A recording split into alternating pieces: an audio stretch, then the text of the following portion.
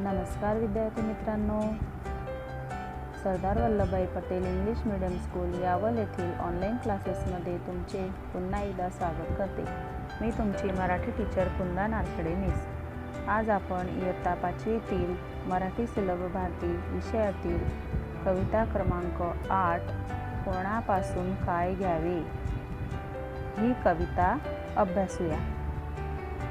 विद्यार्थी मित्रांनो, येथे कवितेचे नाव कोणापासून काय घ्यावे म्हणजे बघा, तुम्हाला चित्रात दिसतच आहे। इथे बघा कविता दिलेली आहे आणि चित्र सुद्धा दिलेले आहेत। तर चित्र कशाचे आहे तर निसर्गात आढळणाऱ्या गोष्टींचे आहे। म्हणजे निसर्गातून आपल्याला विविध प्रकारच्या गोष्टी मिळतात, त्या बघायला मिळतात आणि त्या दिसतात सुद्धा आपल्याला, बरोबर। तर निसर्गामध्ये कोणकोणत्या गोष्टी आहेत सांगा बघू। बघा, निसर्गामध्ये सूर्य आहे, चंद्र आहे, आकाश आहे, तारे आहेत, झाडे आहेत, बरोबर। तसेच झरणे आहेत, बरोबर। माती, जमिनीवरील माती आहेत, सकाळ आहे, संध्याकाळ आहे, अशा भरपूर गोष्टी आपल्याला निसर्गात बघायला मिळतात आणि त्या गोष्टींपासून आपल्याला काहीतरी मिळते। काहीतरी म्हणजे काय तर सूर्यापासून आपल्याला प्रकाश मिळतो, बरोबर। तर चंद्र हा रात्री आपल्याला आकाशात दिसतो, चंद्राचा सुद्धा प्रकाश धरतीवर पडलेला असतो, तारे छान लुकलुकताना दिसतात, फुले फळे आपल्याला निसर्गातूनच मिळतात, बरोबर। तसेच गाणी गाणारे पक्षी आपल्याला निसर्गातच बघायला मिळतात, वाहणारे पाणी, नदी, झरा, ओढा हे सुद्धा आपल्याला निसर्गातच बघायला मिळते। तसेच निसर्गामध्ये आपल्याला झाडे, माती, ढग, सकाळ होणे, संध्याकाळ होणे या गोष्टी सुद्धा बघायला मिळतात, बरोबर की नाही। तर या गोष्टींपासून आपल्याला काय घ्यायचे आहे हे या कवितेत कवयित्रीने वर्णन केलेले आहे।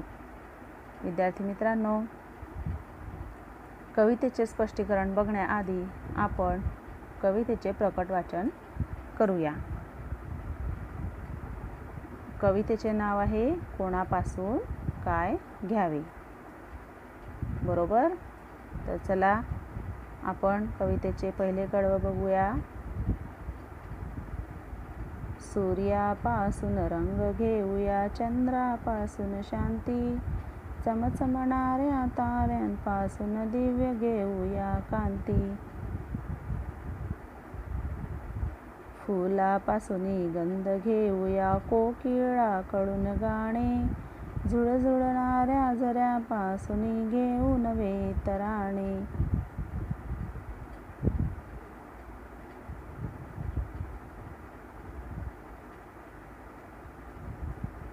झाडापासून घेऊ सावली, मातीपासून जगणे, गडगडणाऱ्या ढगापासून घेऊ जीवन गाणे,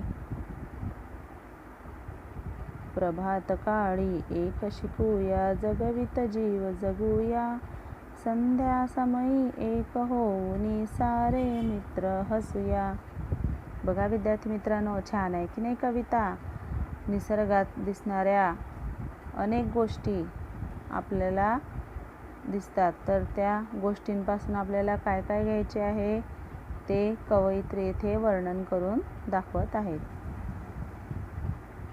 या कवितेचे कवयित्री कोण आहेत तर नीलम माणगावे यांनी ही कविता लिहिलेली आहे, बरोबर।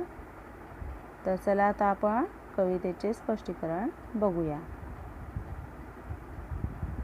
पहिले कडवे आहे, सूर्यापासून रंग घेऊया, चंद्रापासून शांती, चमचमणाऱ्या ताऱ्यांपासून दिव्य घेऊया कांती. विद्यार्थी मित्रांनो, येथे कवयित्री सांगत आहे की सूर्य माहिती आहे सर्वांना, सूर्य सकाळी उगवतो आणि संध्याकाळी मावळतो, बरोबर. तर सूर्य जसा ढगामध्ये आकाशात सकाळी वर येतो आणि या धरतीवर प्रकाश पसरवतो आणि प्रकाश पसरवून सर्वांना जगण्याची एक नवीन पहाट देतो, असा हा सूर्य. तर या सूर्यापासून आपल्याला काय घ्यायचे आहे? रंग घ्यायचे आहेत. रंग म्हणजे काय? सकाळी जेव्हा सूर्य उगवतो तेव्हा सूर्याचा रंग हा कसा असतो? पिवळसर, लाल पिवळसर होतो आणि संध्याकाळी जेव्हा तो मावळतो तेव्हा नारिंगी पिवळसर कलर आपल्याला सूर्याचा दिसतो. तर या सूर्यापासून कवयित्री येथे सांगत आहे की सूर्यापासून आपल्याला वेगवेगळे रंग घ्यायचे आहेत. चंद्रापासून शांती. चंद्रापासून काय घ्यायचे आहे? शांती. आता शांती का म्हटले आहे बरे? तर बघा, चंद्र हा आपल्याला आकाशात दिवसा दिसतो का? नाही. तर तो आपल्याला रात्री आकाशामध्ये दिसतो. किती छान दिसतो नाही चंद्र आकाशात? तर चंद्र जेव्हा रात्री आकाशात दिसतो तेव्हा रात्री सर्व दूर शांतता पसरलेली असते. धरतीवर फक्त चंद्राचा उजेड पडलेला असतो, चंद्राचा प्रकाश पडलेला असतो. म्हणून कवयित्री येथे सांगत आहेत की चंद्रापासून आपण काय घ्यायची आहे?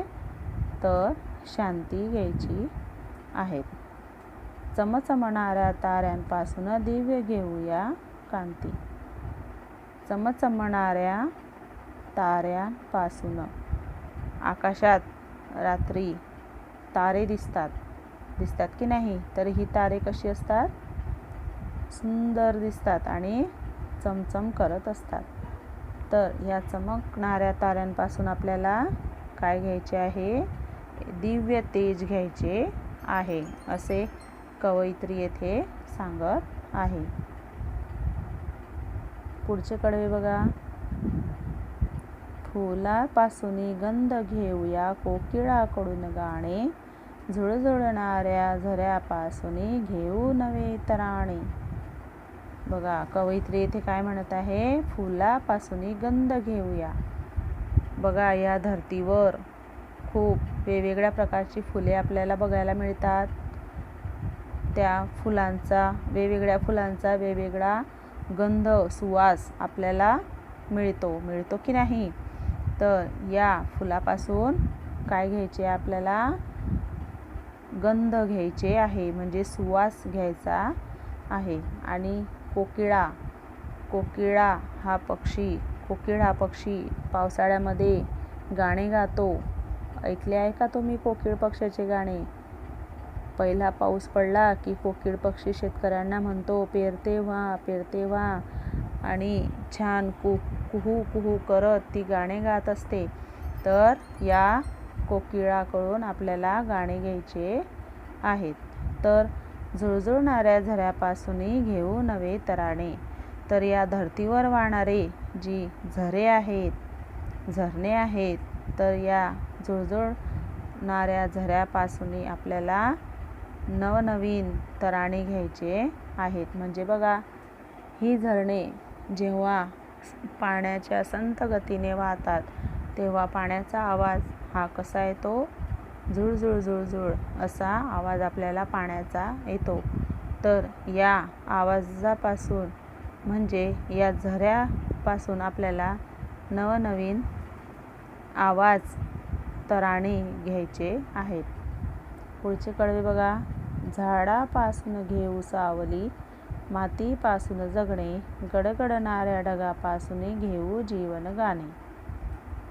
बघा, इथे कवयित्री काय म्हणत आहे? झाडापासून घेऊ सावली. धरतीवर खूप प्रकारची झाडे आपल्याला आढळतात, बरोबर. आपण आपल्या दारी सुद्धा विविध प्रकारची झाडे, रोपटे वगैरे लावतो, तर ही झाडे आपल्याला काय देतात? सावली देतात, बरोबर? या झाडाच्या सावलीमध्ये किती छान वाटते आपल्याला, शांतता मिळते आणि आरामसुद्धा मिळतो. म्हणून कवयित्री इथे सांगत आहे की झाडापासून आपल्याला काय घ्यायची आहे? सावली घ्यायची आहे. तर मातीपासून जगणे. तर मातीपासून आपल्याला जी ऊर्जा मिळते, शक्ती मिळते, ती ऊर्जा, ती जगण्याची शक्ती आपल्याला मातीपासून घ्यायची आहे. गडगडणाऱ्या ढगापासून घेऊ जीवन गाणे.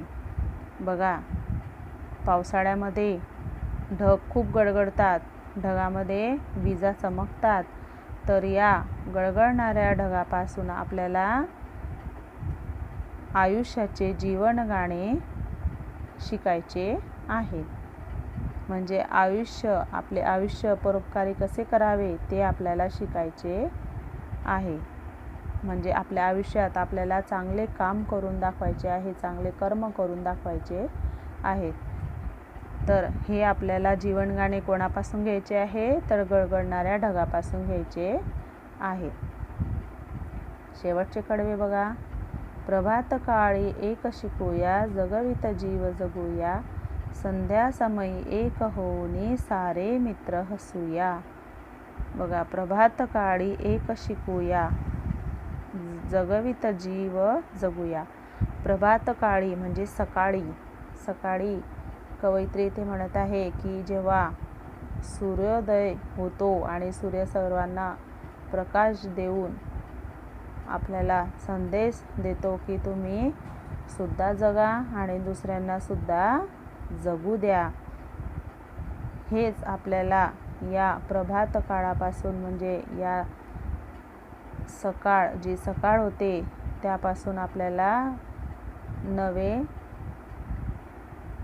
दुसऱ्याला जगवून आपण सुद्धा जगायचे आहे. तसेच संध्या समयी एक होऊनी सारे मित्र हसूया. तर जेव्हा संध्याकाळ होते, जेव्हा सायंकाळ होते, सूर्य मावळतो, तेव्हा सर्वांनी एकत्र जमायचे आहे आणि सर्व मित्रांनी हसून खेळत बागडायचे आहे. सर्वांना आनंदी ठेवायचे आहे, सर्वांना आनंदी आयुष्य जगायचे आहे, असे कवयित्री येथे सांगत आहेत. समजली सर्वांना कविता? खूप सुंदर आहे की नाही? तर सर्वांनी ही कविता पाठ करायची आहे. ठीक आहे. Thank you.